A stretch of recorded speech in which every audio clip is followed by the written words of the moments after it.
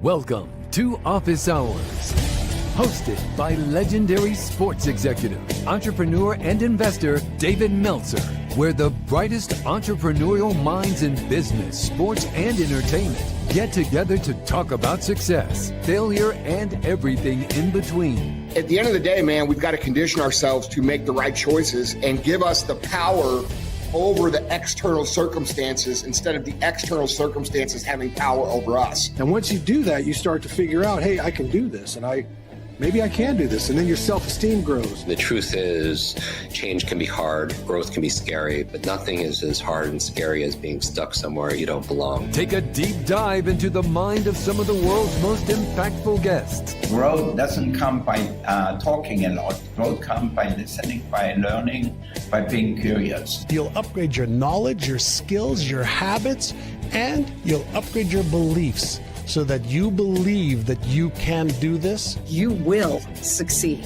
You just have to believe in yourself and never stop trying. To share their strategies and tools to dominate their respective fields. The most important thing is really to work on yourself. It all starts and work on your mind. And I said, if you can get 1% better every day, by the end of the month, you have 33%.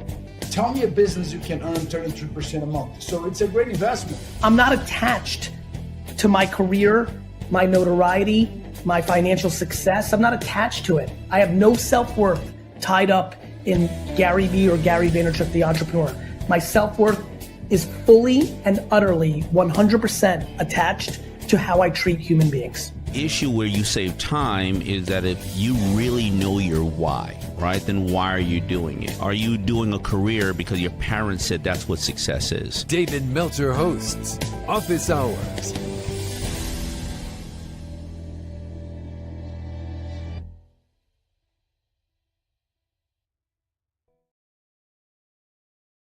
Beautiful human beings at all. But I will tell you, good morning, everyone. It is coming very close, a week away from the 28th anniversary of the Free Friday training that we've been doing. And Nick has been a big part of that for so many years, the Nick of WOM, the Well-Oiled Machine, who we actually have just finished 19 episodes of the WOM podcast. And there'll be some exciting news about the WOM podcast, since it's the fastest growing podcast that I have. But let me turn this over real quick. Nick of WOM, it has been a long month this week as usual. Next week, another long month. So let's get everybody up to date. Let's set the room. This is a really special training today. Let's set the room for what's almost the 28th year of doing Free Friday trainings. Julie, we love you. You are absolutely fabulous and gorgeous. Nick of WOM, set this up for me, please.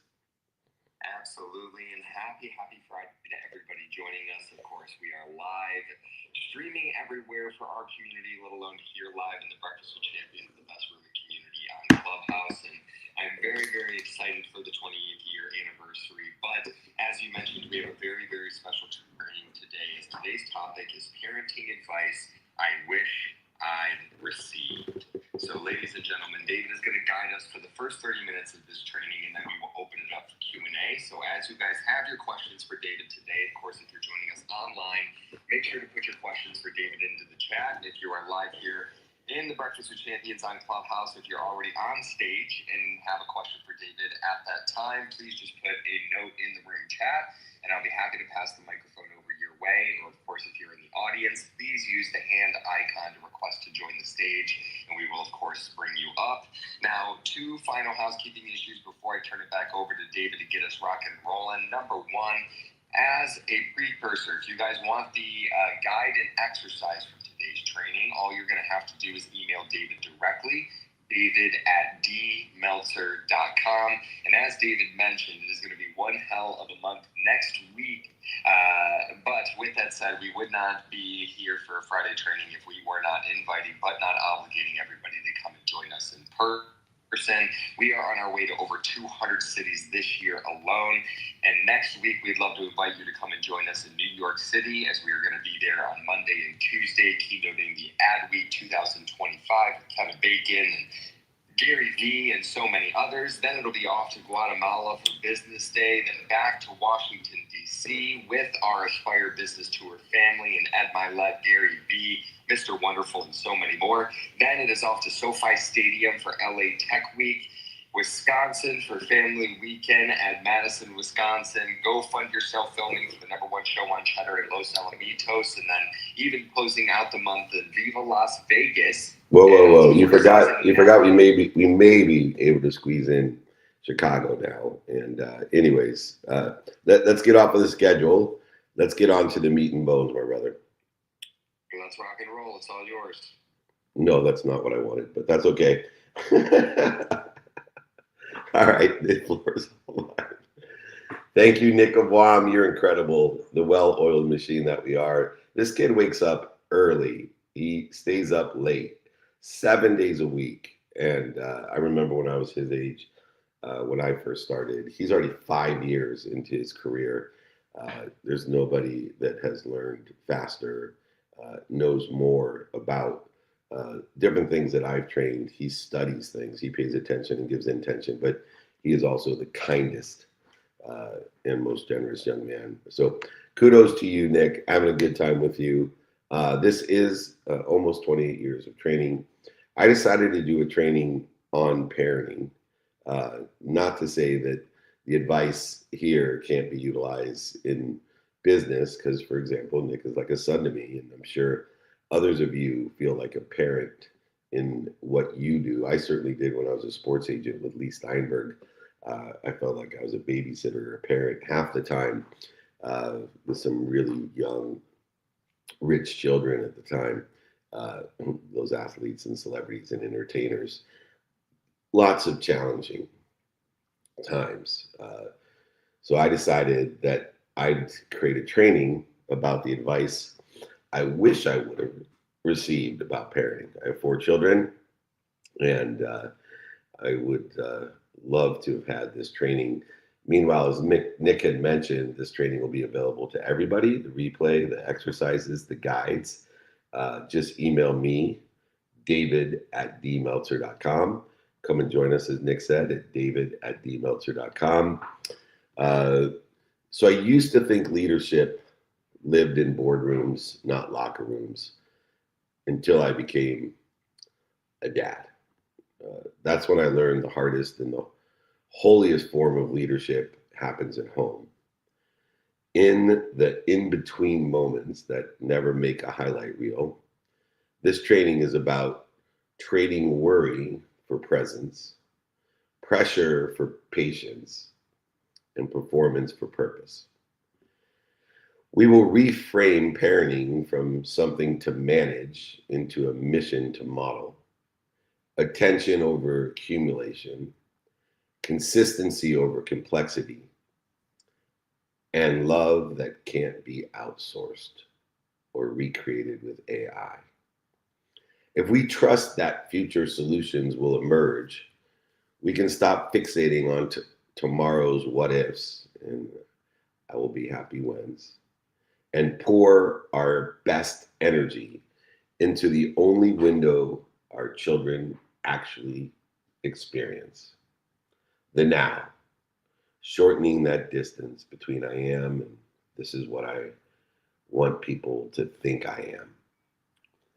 The first lesson and advice I wish I would have received as a parent, as I'm coming to the end of the younger age child as a parent, you never stop being a parent, by the way, is the equation that parenting equals leadership. Leadership, as I mentioned, in the boardrooms and the locker rooms is temporary. Leadership, as I mentioned, at home is eternal. It's infinite. If we let the interference and the worry about the future steal today's presence, we'll miss the only window our children actually experience, the now. So many fathers obsess over college costs and career paths. They snap at our 7-year-old children during bedtime, trading connection for control and missing the moments that actually shape their character. Strategic foresight is useful, but paralyzing anxiety blocks the decision that builds trust. Believe that the future solutions will emerge because they already exist. We need to focus in on shortening the distance of resistance between us and our children, and all of us and our infinite source of information, intuition, intelligence, and inspiration. Let this belief free us to act with intention today, to do, say, think, feel, and believe, to not be an ignorant, arrogant person basing our decisions and our advice off of fear. Continue to name fears that interfere and steal the present. Reframe them, execute intentionally on them, adjust what we do, say, think, feel, and believe, and create a device-free connection block with all of our children every night. Make sure we capture the memories, but live them first. Make sure we capture our memories, but we must live them first. Capturing them is not living them. Living them is I am. Capturing them is this is what I want people to think I am. Another piece of advice. Presence beats presence. Kids remember our attention, not our purchases. Quality time compounds like interest. The rule of 17 works far beyond our finance. A minimum amount of time every day, whether it's on the floor, will outperform a trunk full of toys every single time. Presence will create the highest ROI in identity and security, in ability and capability of diminishing, dissolving, and disappearing the interference that our children put between them and their potential. Put your phone, put their phone in another room. Set a minimum amount of time of undistracted kids' choice block. Quote unquote, it's the kids' choice time. A minimum amount of time, 7 days a week, undistracted. Remember, within the context of our first lesson, parenting is leadership, presence is important. Number one, presence beats our present that we give. The second lesson or advice I wish I would have received: you can't outsource love. You can't outsource love. I see it so many times today. We're so conditioned to have our VAs and our outsourced and our AIs and every single thing that we can replace capability with. Well, one capability that is not replaceable is love. Our mentors, our coaches, our teachers will add value, but our voice becomes their self-talk. Our voice is what they catch, not what we teach. Our actions is what they catch, not what we teach. My mom taught me through what I caught. I still, till the day my mom passed, didn't listen to my mom, but I watched her. And I caught all of the encouragement in the tough moments. It wasn't the teachers and coaches and mentors. It was my mom that helped me catch the enjoyment of the consistent, persistent pursuit of my potential. We can delegate our logistics, but delegation belonging is not. Delegation will separate us, will create interference from. So make sure that the visiting time is not delegated, the presence time is not delegated, only the logistics. Make sure that we record and capture, as I mentioned, the I am proud of you because, I love you because, I always have your back because messages that they can replay, or you tell them in whatever capacity you can each and every day that I love you, I'm proud of you, and I always have your back. You cannot outsource love or replace it as a parent. Third lesson, patience is the real superpower of parenting. Patience is the real superpower of parenting. Markets and children both grow in seasons, not seconds. Things grow in seasons, not seconds. Correcting reading struggles that a child may have gently over weeks, months, and years will build a comfortability and a confidence. Rushing a child to learn, to play, to live will break it. Patience signals confidence and safety, not fear. Patience signals and accelerates your child's growth. Replace the words like, hurry up, can you come here, with take your time. I got you, I'm with you, let's do this. Take your time is a powerful piece of advice I wish I would have received of being a parent, because patience is the real superpower.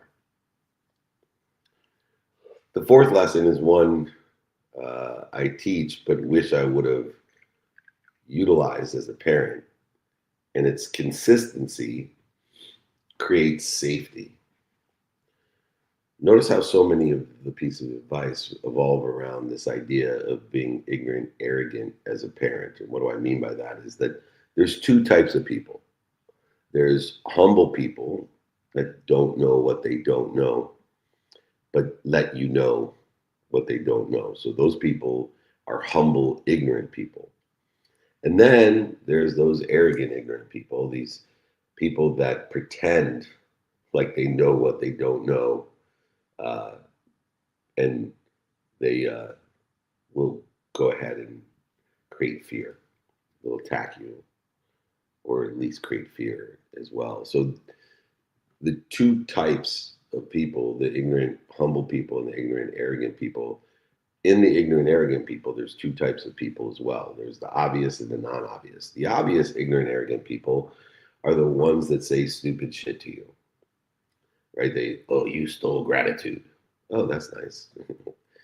You're an idiot. They call you names. They separate us, but they're obvious. They protect you, promote you, love, and perfect you, because anyone that listens to them, you want one in your spheres of influence, in your frequency, in your neighborhood. But the most dangerous in the context of creating safety are parents, people we love the most. Because as a parent, this advice that consistent creates safety, and safety by itself, it allows us to be honest and allow our child to grow, because we are not projecting our ignorant arrogance advice based out of fear on our children. See, the problem with being a parent is you are more afraid for your child than they are for themselves. So the advice that you give your child, is based out of fear. When you give advice that's based out of ignorance and fear, they are not feeling safe. So when you tell your kid, go to college, take this test, you got to do this. No, you don't. Our job is to ask questions and give suggestions, not give advice based off of we are afraid something bad's going to, don't start that business, you're going to lose all your money, something bad. Our job is to ask, what is your timing and risk tolerance? How can I be of service or value to help you? Have you thought about this? Have you read this book? Have you talked to this person?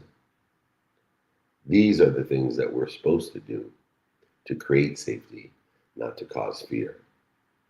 Consistency will create safety. Being a consistent parent every day by paying attention to your child and giving them intention by doing, saying, thinking, feeling, and believing in a trajectory, a divine direction of where you think they want to be.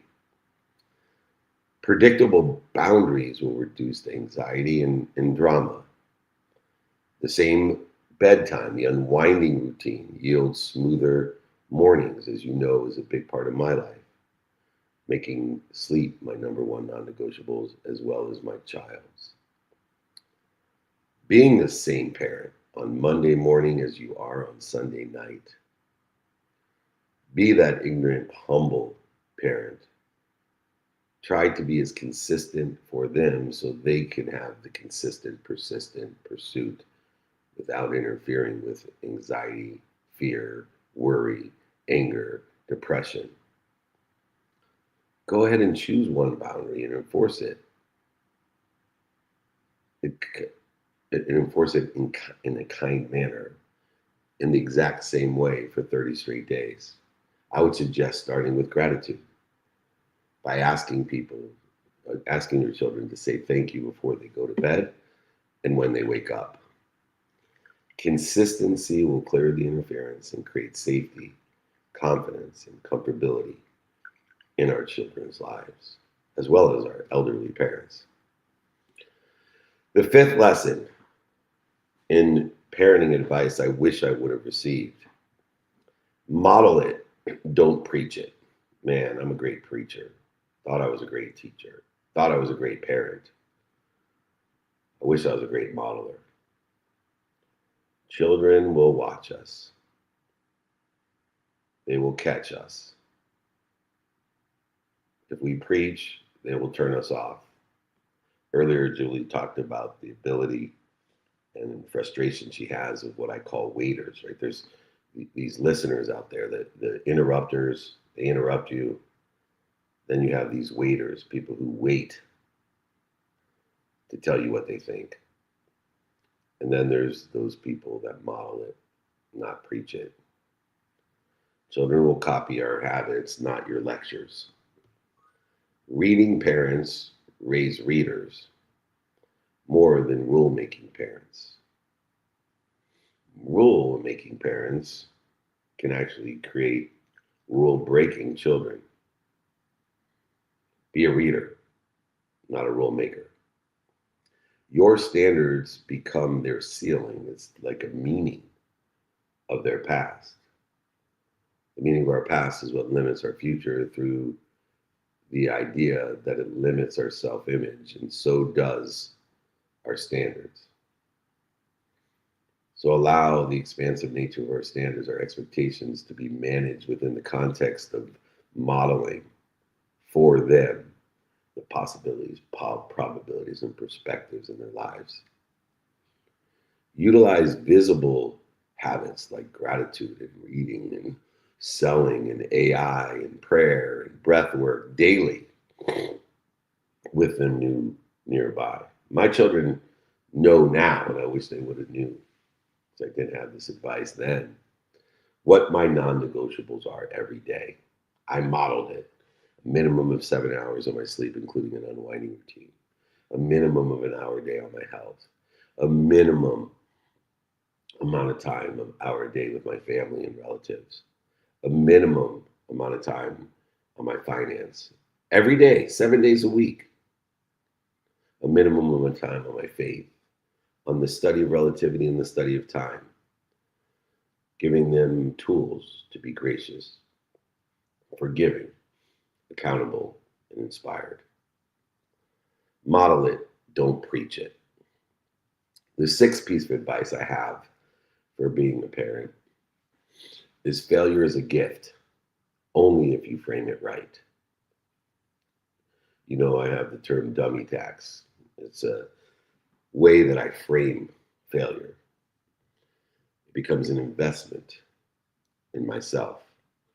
Protecting, promoting, loving, and perfecting them from struggle steals their resilience. This is how we become stronger. We have to let them know without your body, there would be no pain and no struggle, but you were given a body and it's here to learn lessons. And the way that you learn lessons is through mistakes. Look at my hat. I am made from mistakes. It is through these mistakes that we will remember, and recollect every lesson that there ever was. But we have to realize, even in the context of made from mistakes, that we, in that context, will forget every lesson we've ever learned. So we're given a body, and the body causes struggle and pain. And the way we get rid of struggle and pain is within every struggle and every pain is a solution. And there's a lapse of time between the struggle and the pain that the body causes and that solution. That lapse of time resolves us in a resolution, a resolution. And it's the lessons and the mistakes that have come from those mistakes that allows us to grow, learn, expand, to get to where we want to be or better, under the context of what I have, the 1,000 rule training, which I can send to all of you, where the 1,000 steps to get to where you want to be. Inherent is this failure is the gift, it's the fuel, it's the fire, if you frame it right. Letting them lose, not giving participation trophies, letting them lose and then reflecting, learning, will build grit and it will build humility. Pain without the shame becomes wisdom. Pain without the blame becomes wisdom. Pain without the justification becomes wisdom. You are given a body. It creates struggle and pain. The resolution is inside that struggle and pain that already exists, and it's just a lapse of time before you are aware of it. You will remind, remember, and recollect it, and forget it at any time. Pain without shame, blame, and justification will become wisdom. You are made from your mistakes. After a setback, ask your child, what did you do to be responsible? What did you do to attract this? What did you do to participate in this perception? And what did you learn from it? And what is our next step? And how can I be of service or value with that next step? You're made from mistakes. Failure is a gift if you frame it right. The seventh lesson and advice I wish I would have received is to be a parent is your marriage is the biggest part of parenting.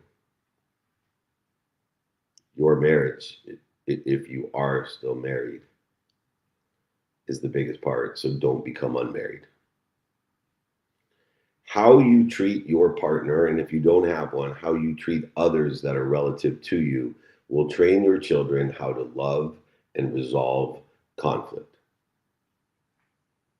It is the number one thing I got right unconsciously for the majority of my marriage. Luckily, I didn't have many children when they weren't very old in the first 7 years. I would say you're married or have 3 different marriages in your life. I'm lucky it's been the same person, only because of her grace. and probably have bad eyesight like the other Julie. Maybe it's common that Julies have bad eyesight if they think we're beautiful. Handsome, I think she even said. That's amazing. Have respectful disagreements with others. Model your emotional regulation. Show them by your behavior how you respond to your reaction to fear, because they are very afraid just like you.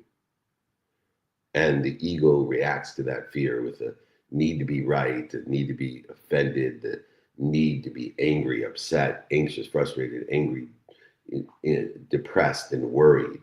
So many suicides with children because there's no emotional regulation of teaching the response to that reaction. Teach them free will in your marriage, the free will to stop when you're in a disagreement with your spouse or partner.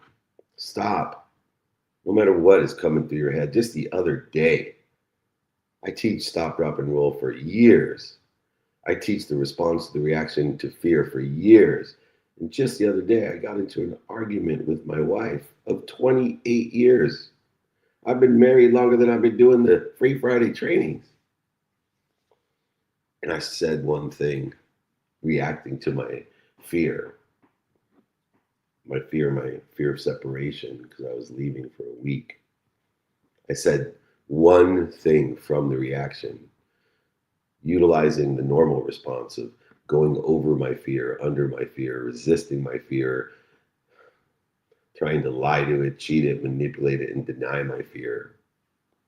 And while I was projecting that insecurity, my separation anxiety of leaving my love of my life for a week, because I had such a great vacation with her, and I responded with an attack. And as I was responding, I told myself, stop. And then I thought of another attack, because my attack, my force, created the counter force equal to or greater than the force that I created. And as I elevated my anxiety because of her response, I said a second dumbass thing. A new counterforce to her counterforce that created even more negative interference and force, accelerating me in the wrong direction, not the divine one in which I had planned during the day with my what, the who, the how, the now, and applying my why. Which then created that counterforce, even a greater counterforce. And while in my head listening to her, all I was saying now was stop, stop, stop, stop, stop. Oh, don't say that, don't say that. Please don't respond. Please do not respond to that reaction to fear, please. And I did. I stopped. I breathed, and she continued to counterforce me, triggering me. You know, one thing about spouses you'll know is they know how to press your buttons. You know why? Because they installed them. You have done the same to your children. Make sure you know your children watch you. They don't listen to you. Especially how you interact with the people you love the most. Give them a great example how to mimic that. Because your marriage, your relationship with your significant relatives, I promise you, will model the emotional regulation of the response to the reaction to fear. If you can stop, drop, and roll, they will as well. Unity at the top stabilizes everything above. Don't we see that today in our society? Unity at the top stabilizes everything below. Remind, remember, and recollect that with your source who is above us all. do check-ins and appreciation and issues and plan. But in your marriage, never in front of your children. The 8th piece of advice I wish I would have gotten on parenting is every child is different. I believe every person is different, so it's obvious that every child is different. I believe that this is the solution here in the I'll repeat, United States of America. So many people think their children are equal. They think that we are equal. I believe in equal opportunity. I don't believe anybody's equal to me or anybody else. I don't think we're the same. I definitely don't think that any of my children are the same. They got different fingerprints at the very least. What if we could teach people to appreciate our differences, and no better thing to do than appreciate your children's differences? My children are so different, sometimes I think my wife cheated on me. I swear to God. Well, they're so good looking, I often think so too. It's one of the insecurities that I have to stop, drop, and roll.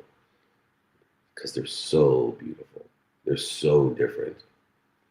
I'll give you an example. My oldest child, who I could have 40 of, she's amazing, and I'm blessed that she works with me. She's probably on this training early in the morning. At 26 years old, she's kind of like Nick. I was going to Puerto Rico to speak, and I invited my family to come with me. And my oldest, who works with me and was going to help me with the activity I get paid for while I'm in Puerto Rico on this beautiful vacation with my family, she calls me and says, "Hey, Dad, it's $150 extra to fly direct from New York to Puerto Rico. Is that okay?" And I laughed. I'm like, "Why are you even calling me? You're just such a kind, generous, conscientious person. You're amazing inside and out. And oh my gosh, whoever marries you will be so lucky." And then no more than 10 minutes later, my youngest daughter calls, who also is going to come to Puerto Rico. "Dad, it's only $1,200 more to fly first class." And I'm thinking every kid is different. I'm also thinking I pity the fool that marries this girl. But just joking, she's amazing as well, just more expensive. The motivator for a spirited child might overwhelm a sensitive one. Sibling rivalries and the differences that exist. And if we're not teaching our children to appreciate the differences of them and their siblings and others, they will not appreciate the differences when they get out into the workforce, into the political force, into the religious force, into the collective neighborhoods and frequencies of people. Lesson 8 will save our country, the United States of America. Teach our children to appreciate the differences between them and their siblings and others. Tailor leadership at home like strategy in business. Make sure that we know the skills and the knowledge of each and every subject, topic, or expertise that there is, and know that the skills and knowledge that they have are just a basement according and aligned with those skills and knowledge and what's doing well, what's stable, and we think is doing well. But it is the delta that I'm concerned about, the desire that will create that delta. Children love encouragement. Use it. Also be honest and annoying and repetitive to make sure they know that although you may love playing basketball, and there is always a chance you could play in the NBA, you're 5'4", and you're not as strong, as fast, and as coordinated as an NBA player. You could pursue your love of it and create a huge delta, even a greater delta than some of the NBA stars whose skills and knowledge basements are so high that in between your basement and delta, you can't even reach their basement. But if you realistically want to pursue that, it's beautiful. But everybody's different. Everybody's basements are different, according to the subject matter, topic, and expertise. If I was as good at basketball as I am at sales, I would be LeBron James. And I'm saying that through humility because I was born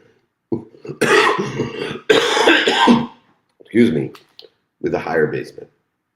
Every kid is different. Teach them to appreciate those differences. A valuable piece of advice. Number 9, one of my favorite lessons of being a parent. The days are long, the years are short. Several of my executives that have been with me for over a decade have had children, and it's so much fun for me to see because my children were young when I met them. And I used to tell them the days are long and the years are short. Someday is a thief. Childhood is like a banana. Childhood is perishable. Does not last long. It amazes me when I go on a trip and a few days later I come back and the bananas are gone or brown. Remember that someday is a thief, that postponing the picnic becomes never. Procrastination needs prioritization as an antidote. Presence will ease regret later. Make sure you have a non-negotiable amount of time to change the time when the days are long. Because the year is short, I spend a minimum amount of time with my children 7 days a week. I remind, remember, and recollect them to know that I love them, I'm proud of them, and I always have their back. I'm engaged in presence to ask them, did they do their best? Did they learn lessons and have fun with whatever it is that they want to do? Because I don't care. Because I have responded to the reaction of the fear that they're going to get hurt because they aren't going to go to college or aren't going to start a business or aren't going to buy the car that I wanted to buy or whatever it may be. I appreciate it. I let them know, look, that here's my questions I have, here's the suggestions I have, but most importantly, did you do your best? Did you learn lessons? What did you learn? And did you have fun?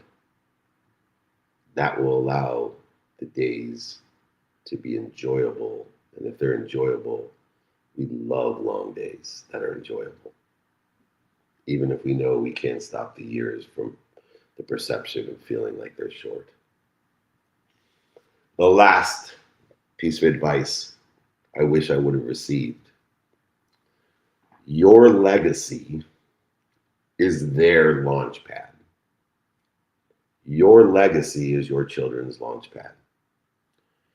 Parenting is about release, not control.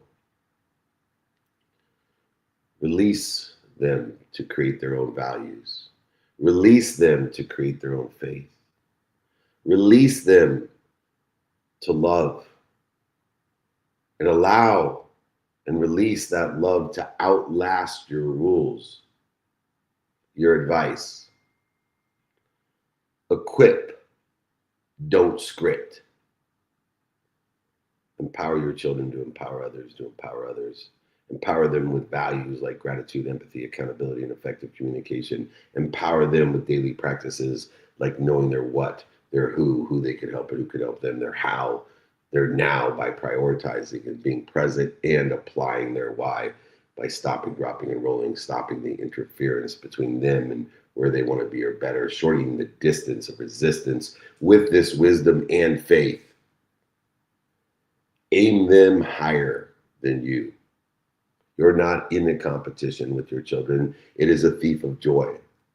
Do not put them in competition with anyone but themselves, but aim them higher. Put their divine direction higher than you. Create those values, daily practices, and execution model. Share stories that shape each and every value, practice, and execution. Remind, remember, and recollect them. Be annoying. Be consistent and honest. That's annoying. Great parents are annoying. And I promise you that perfection was never the assignment. Presence is your assignment. The 10 lessons, which I will happily send to everyone, david@dmeltzer.com, along with the values and practices and execution model as well, or any book, just go ahead and email me, david@dmeltzer.com. But these 10 lessons that presence beat presence, that you can't outsource love, that patience is the real superpower, that consistency creates safety, model it, don't preach it, failure is a gift if you frame it right. Your marriage or your relationships that are most relative to you are part of your parenting. Every child is different. Appreciate those differences. The days are long and the years are short, but finally that your legacy is their launch pad. It is progress, not perfection, because perfection was never the assignment. Presence is. These 10 lessons and simple family cadence you've just learned aren't about controlling the outcome or your children. They're about creating the conditions where character, confidence, and connection can grow. Measure success by the moments you model. Patience when it's least convenient, consistency when life gets loud, and love when nobody's keeping score. Believe that the future will meet you with the answers. Let that belief free you to act with intention today, to do, say, think, feel, and believe, align with where you want to be. Business come, businesses go. Titles change, but the way you show up as a mom or a dad becomes your children's launch pad. Start small, stay consistent, and lead at home the way you want them to lead the world. This is the advice I wish I would have received to be a better parent. God bless all of you. We took it into almost the fourth quarter, but this was an important training for me. I appreciate your patience. Anybody, again, that would like the guide exercises or my book, david@dmeltzer.com. Always happy to send those, plus the replay of this training. I've been doing this for almost 28 years. Free Friday trainings have changed my life.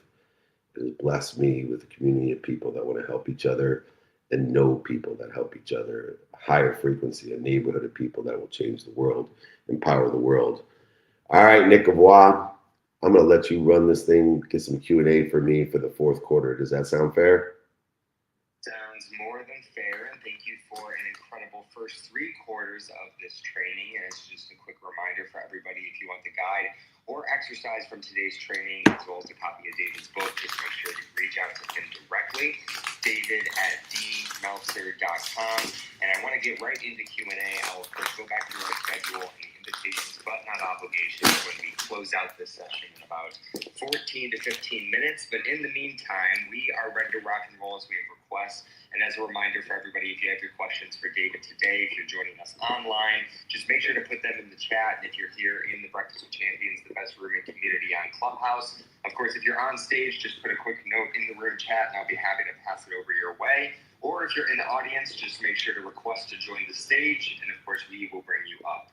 Now, with that said, I see we have our good friend, Mr. Brent Nichols, who has been patiently waiting since the beginning of training. So, Brent, it's always good to see you here. Why don't you kick it off with the first question before I then pass it over to our friend Robert?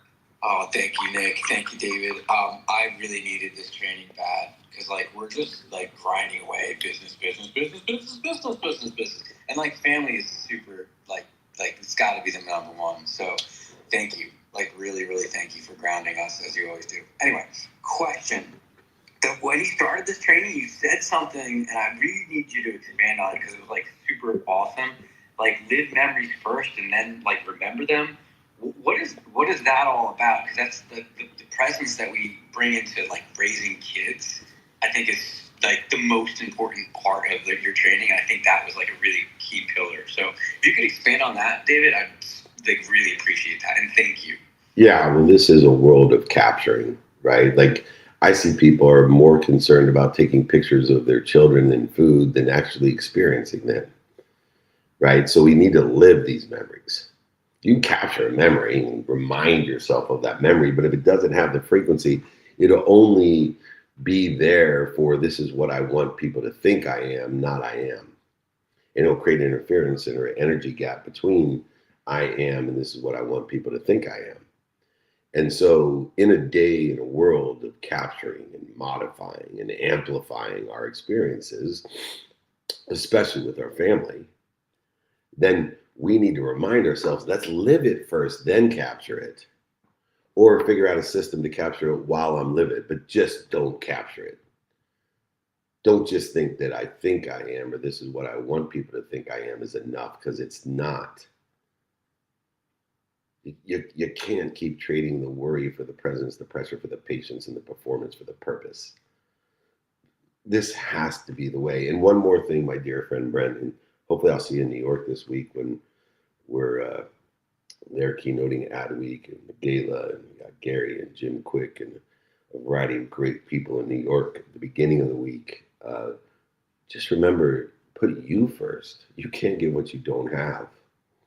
So if you want to take care of your family, take care of you so you can take care of your family.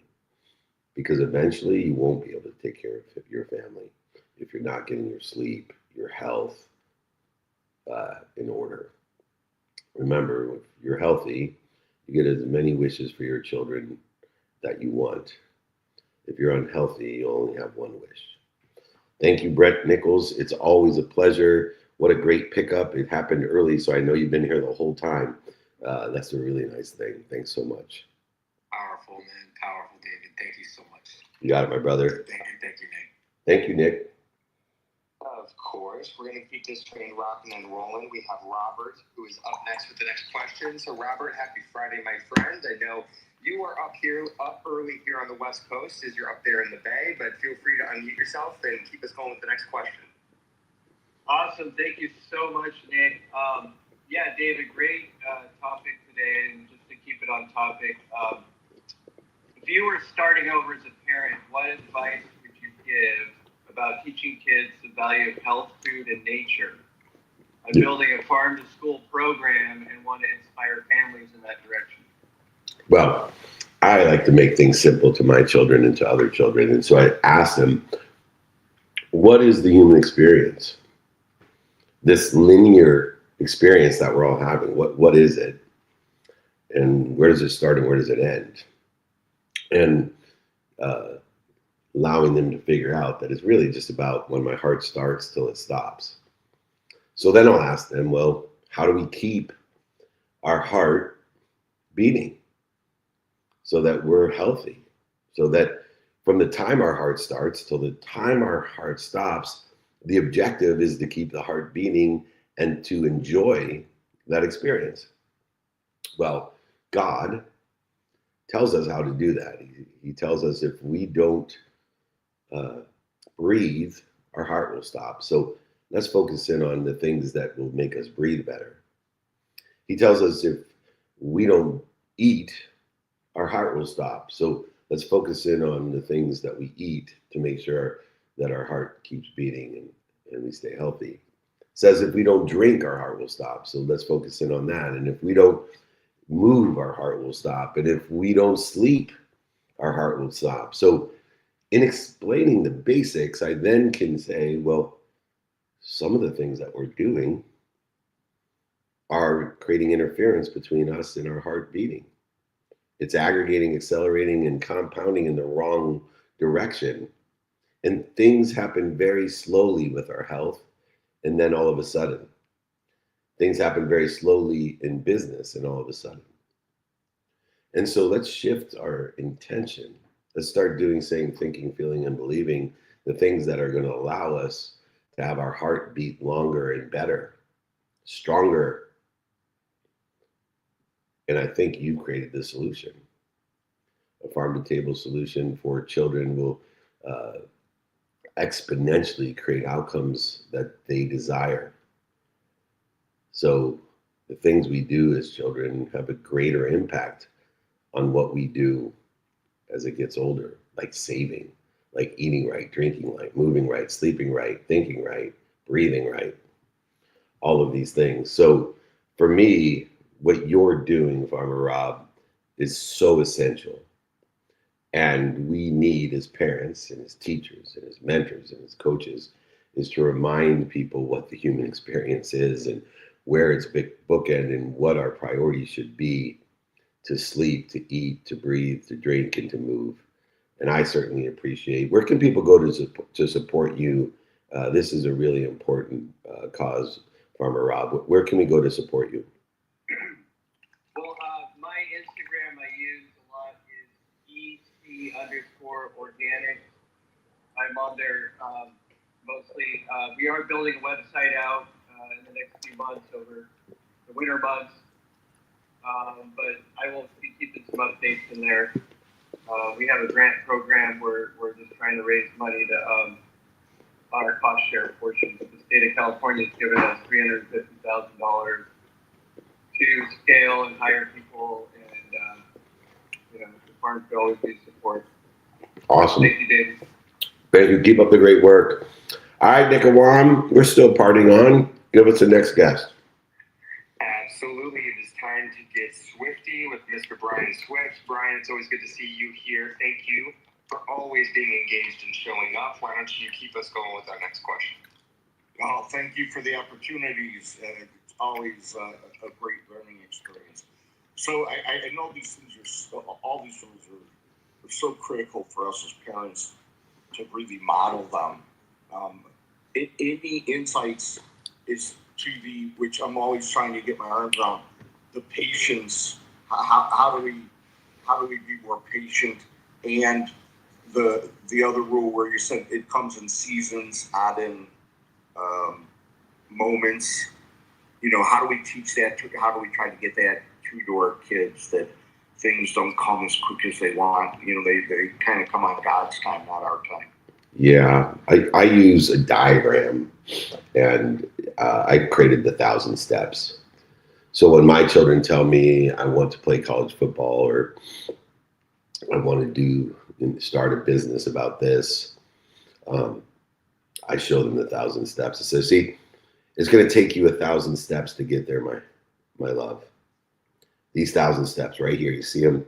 It's going to take all 1,000 of them, and I don't know how much time it's going to take you to get from this step 1 to step 1,000, but I'm here for you, and I will help you and find other people to help you, and you will help other people so that you get through these 1,000 steps as fast as possible. But there's one lesson in these 1,000 steps I need you to know before you get started. It's going to take you 90% of that divine time that you're talking about, Brian. It's going to take you 90% of your time just to get to 250 steps. Here, look at this. This is what's going to look like for you. If it's going to take you 100 years, it will take you 90 years. And at 90 years, you're only going to be at 250 steps. And then it will take you 5% more of the time when you're 95 to be at 500 steps. And then it's going to take you the last 5 years to get to 1,000 steps. You see how this works? It happens very slowly and all of a sudden because it's exponential in its nature. Everything is doubling when you stay consistent, persistent in the pursuit of the 1,000 steps. And you're going to have to take a couple steps back to go a couple steps forward. And each of these steps are different sizes, shapes. They're muddy, they're broken, they're slippery, they're icy, all of them. And you're going to continue to learn. And the faster you learn, the faster you'll make it to 250 steps. But there's one rule if you really want this. If you have the desire that you must be what you can be, you must get to 1,000 steps. There's one rule. That rule is you must have the desire that you must be what you can be. And it's going to take 90%. So the only thing that's going to stop you is if you quit. Now, 99% of the people will quit before 250 steps. Another 99% of the people will quit in the next stage, 99 of 1%, to get to 500 steps. And sad enough, another 99% of the 1% of the 1% are going to quit before they get to 1,000 steps. So the only way that I've been able to teach patients that things happen very slowly, then all of a sudden, and there's no such thing as an overnight success, because all we may see is the last 500 steps that only took 5% of the time, which makes it appear as if it is an overnight success. You haven't seen the 90% that it took to get to 250 steps. Because if you did, you may not do it. So are you willing to take 1,000 steps to get to where you want to be or better? Then let's do it together. Let me help you and you help others get there. And that's what it's going to take to know what you want, who you can help, who can help you, how we're going to get through this, prioritizing the now and the next and applying our why and shortening that distance of resistance to get to 1,000 steps through the wisdom of lessons in others and our faith that we are protected, promoted, loved, and perfected, even though, especially in the first 90%, there's no evidence or the evidence is contrary to where you think you want to be in those 1,000 steps. If anybody would like the 1,000 steps exercise, the guide, the diagram, just email me, david@dmeltzer.com. Nick of WAM, we love Brian. Brian, by the way, real quick, I was at my son's football game last night, so I didn't get to see the Padre Cub game. Brian's from Chicago, so I called my daughter in Chicago and I said, did we win? She said yes and broke my heart because she meant the Cubs, not the Padres. She has been converted, and so my heart broke. It was a rough week for the Chargers and the Padres and the Rams. So we don't even call it a comeback. We've been here for years. Anyway, Nick, we got 2 minutes. Can you give me a quick question or you want to close out the room? Absolutely. Tracy had mentioned that she has a quick comment. So Yeah. Tracy, if you are still there, go ahead and unmute yourself and share that quick comment before we close out.